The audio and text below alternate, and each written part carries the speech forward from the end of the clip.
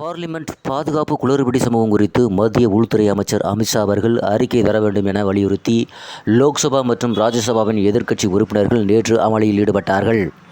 பலமுறை எச்சரித்தும் கேட்காமல் ரகளையில் ஈடுபட்ட லோக்சபா எம்பிக்கள் 13 பேர் மற்றும் ராஜ்யசபா எம்பி ஒருவர் என மொத்தம் 14 எம்பிக்கள் நடப்பு கூட்டத்தொடர் முழுவதும் சஸ்பெண்ட் செய்யப்பட்டிருக்கிறார்கள். பார்லிமென்ட் குளிர்கால கூட்டத்தொடர் தற்போது நடைபெற்று வருகிறது.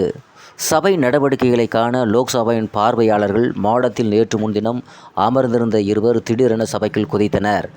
எம்பிகளின் இருக்கை தடுப்புகளுக்கு மேல் ஏறி அடுத்தடுத்து இருக்கைகளுக்கு தாவி குதித்தபடி சபாநாயகர் இருக்கையை நோக்கி செல்ல முயன்றார்கள். அப்போது அவர்கள் கையில் வைத்திருந்த குழல் வாயிலாக வண்ண புகையை வெளியேற செய்ததால் எம்பிக்கள் அச்சத்தில் உறைந்திருக்கிறார்கள். சபைக்குள் அத்துமீறிய இருவர் உட்பட மொத்தம் 5 பேர் இதுவரை கைது செய்யப்பட்டிருக்கிறார்கள். மேலும் ஒருவரை போலீசார் தேடி வருகிறார்கள். இந்த சம்பவம் பார்லிமென்ட்டின் நடவடிக்கைகளை பெரிதாக பாதித்திருக்கிறது. லோக்சபா நேற்று காலை கூடியதும் பாதுகாப்பு குளறுபடி சம்பவம் குறித்து விவாதம் நடத்த வேண்டும் என எதிர்க்கட்சி எம்பிக்கள் கோரிக்கை வைத்திருக்கிறார்கள். அதை ஏற்க சபாநாயகர் ஓம் பிர்லா மற்றும் மறுத்துவிட்டார். உடனே எதிர்க்கட்சி எம்பிக்கள் சபையின் மையப்பகுதிக்குள் இறங்கி அமளியில் ஈடுபட்டிருக்கிறார்கள். சிலர் சபாநாயகர்கள் இருக்கைக்கு முன் உள்ள நீளமான மர மேஜையை கைகளால் தட்டி சத்தம் ஏற்படுத்தியிருக்கிறார்கள், கோஷமிட்டிருக்கிறார்கள். மேலும் சில எதிர்க்கட்சி எம்பிக்கள் செக்ரட்டரி ஜெனரல் ஏறும் படிகளில் நின்று சபாநாயகரின் முகத்துக்கு மிக அருகில் ஆவேசமாக கேள்வியில் எழுப்பியதும் நிலைமை மோசமானது. பலமுறை எச்சரித்து விடப்பட்ட போதும் அதை அவர்கள் மதிக்காததால் மதியம் வரை சபை ஒத்திவைக்கப்பட்டது. மீண்டும் 2 மணிக்கு மேல் சபை கூடியபோது பார்லிமென்ட் விவகாரத்துறை அமைச்சர் பிரகலாத் ஜோஷி அறிக்கை ஒன்றை வாசித்தார். அதன் விவரம் என்ன என்பதை பற்றி நாம் பார்ப்போம். பார்லிமென்ட் உள்ளே பாதுகாப்பு விஷயம் என்பது சபாநாயகர் மற்றும் லோக்சபா செயலத்துக்கு உட்பட்டது. கடந்த 1974 ஏப்ரலில் ரத்தன் சந்திர குப்தா என்பவர் பார்வையாளராக மாடத்தில் இருந்து கோஷம் எழுப்பினார். 2 துப்பாக்கிகளையும் குண்டு போன்ற ஒரு பொருளையும் அவர் வைத்திருந்தார். அதே ஆண்டு ஜூலையில் டிப்லோ பசு என்பவர் கத்தியுடன் சபைக்குள் வந்தார். அதே ஆண்டு நவம்பரில் சத்யதீப் சிங் என்பவர் வெடிபொருள்களுடன் மற்றும் கத்தியுடன் பார்வையாளர் மாடத்திற்கு வந்தார். கடந்த 1999 ஜனவரியில் பத்ரி பிரசாத் என்பவர் பார்வையாளர் லோக்சபாவிற்கு குதித்தார். இதுபோன்ற பல சம்பவங்கள் ஏற்கனவே நடந்திருக்கிறது. இது ஒப்பீடு அல்ல என்றும் குறிப்பிட்டிருக்கிறார். தற்போது நடந்துள்ள சம்பவம் துரதிர்ஷ்டமானது. இந்த சம்பவம் குறித்து விசாரிக்க மத்திய ரிசர்வ் போலீஸ் படை இயக்குனர் ஜெனரல் அனீஸ் தயாள் சிங் தலைமையில் உயர்மட்ட குழு விசாரணை அமைக்கப்பட்டிருக்கிறது. புலனாய்வு அமைப்புகள் தங்களது விசாரணையை துவங்கிவிட்டன. எனவே சபையில் அடுத்தடுத்து அலுவலகங்கள் நடைபெற எதிர்க்கட்சிகள் ஒத்துழைப்பு தர வேண்டும். இந்த விவகாரத்தை அரசியலாக்க வேண்டாம் என்று அவர் வாசித்தார். இதனை அடுத்து சபைக்குள் நடந்த விதிகளை மீறி ஒழுங்கினமாக நடந்து கொண்ட எம்பிக்கள் பிரதாபன், ஜோதிமணி, ரம்ய ஹரிதாஸ், ஹபீடன், டீன் குரியா, கோஷ் ஆகிய 5 பேரும் மீதமுள்ள நடப்பு கூட்டத்தொடர் முழுவதும் லோக்சபாவில் இருந்து சஸ்பெண்ட் செய்யப்பட்டிருக்கிறார்கள். இந்த தீர்மானம் குரல் ஓட்டெடுப்பின் வாயிலாக நிறைவேறியது. எதிர்க்கட்சி எம்பிக்கள் ஆவேச கூக்குரலிட்டபடி நிற்க சபை ஒத்தி வைக்கப்பட்டது. மீண்டும் மாலை 3 மணிக்கு மேல் சபை கூடியதும் எம்பிக்கள் கனிமொழி, மாணிக்கம், தாகூர், நடராஜன், வெங்கடேசன், பெனிபெகன், முகமது ஜாவேத், ஸ்ரீகண்டன், சுப்பராயன் ஆகியோர் சபை விதி எண் 274 பிரிவு 2 கீழ் சஸ்பெண்ட் செய்யப்படுவதாக அமைச்சர் பிரகலாத் ஜோஷி கொண்டு வந்த தீர்மானம் நிறைவேற்றப்பட்டு சபை ஒத்திவைக்கப்பட்டது. சஸ்பெண்டான எம்பிகளில் தமிழகத்தைச் சேர்ந்த திமுகவின் கனிமொழி, மார்க்சிஸ்ட் கம்யூனிஸ்ட் கட்சியைச் சேர்ந்த வெங்கடேசன், நடராஜன், இந்திய கம்யூனிஸ்ட் கட்சியைச் சேர்ந்த சுப்பராயன், காங்கிரஸ் கட்சியைச் சேர்ந்த மாணிக்கம் தாகூர், ஜோதிமணி ஆகியோரும் இடம்பெற்றிருந்தார்கள். சஸ்பெண்ட் எம்பிகளில் காங்கிரஸை சேர்ந்தவர்கள் மட்டும் 9 பேர் இடம்பெற்றிருக்கிறார்கள்.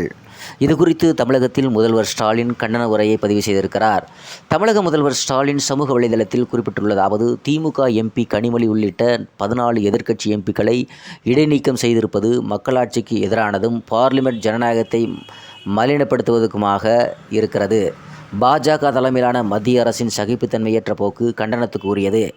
எம்பிகளின் கருத்துரிமையை நசுக்குவதுதான் பார்லிமென்ட்டின் புதிய நடைமுறையாகி வருகிறதா? மக்களாட்சியின் உயரிய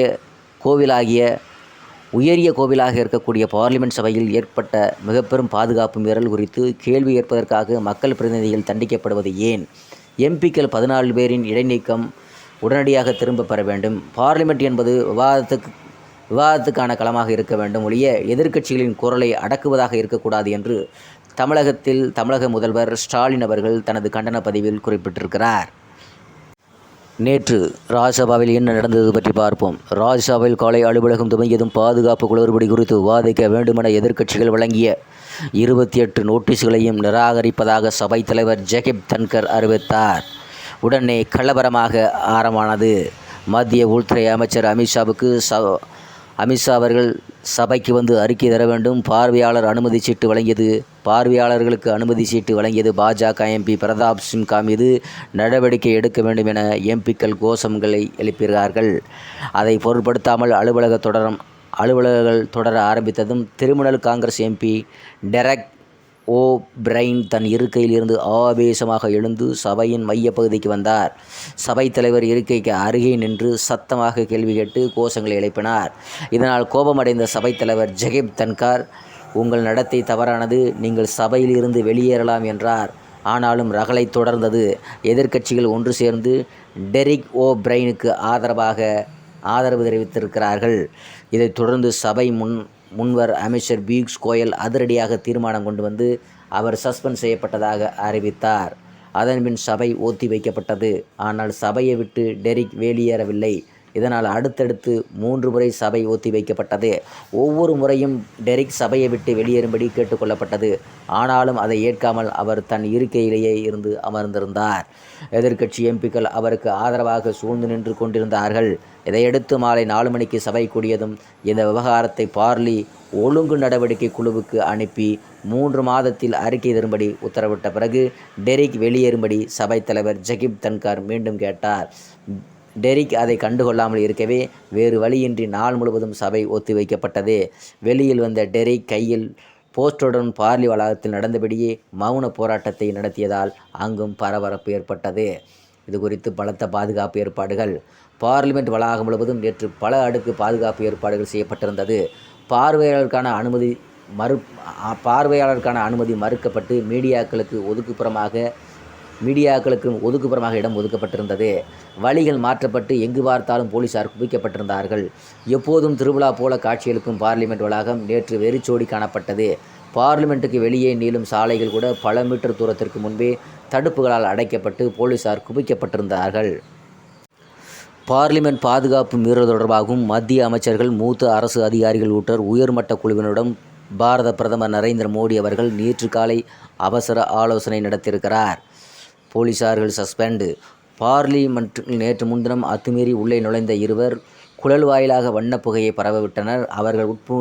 அவர்களுடன் வந்த 5 பேரும் கைது செய்யப்பட்டார்கள். இதுகுறித்து உயர்மட்ட விசாரணை நடைபெற்று வரும் நிலையில் சம்பவம் நடந்தபோது பாதுகாப்பு பணியில் இருந்த புதுடெல்லி காவல்துறையைச் சேர்ந்த 8 பேர் நேற்று சஸ்பெண்ட் செய்யப்பட்டிருக்கிறார்கள். ஜனநாயக கொலை. எம்பிக்கள் சஸ்பெண்ட் குறித்து காங்கிரஸ் பொதுச்செயலாளர் கே.சி. வேணுகோபால் சமூக வலைதளத்தில் வெளியிட்டுள்ள பதிவில், பார்லிமெண்ட் பாதுகாப்பு குறைபாடு தொடர்பாக மத்திய அரசிடம் பதில் கோரிய எதிர்க்கட்சி எம்பிக்கள் சபையில் இருந்து சஸ்பெண்ட் செய்யப்பட்டது ஜனநாயக விரோத நடவடிக்கை மற்றும் ஜனநாயக படுகொலை. பார்லிமெண்ட்டுக்குள் நுழைய அனுமதி பெற்று தந்த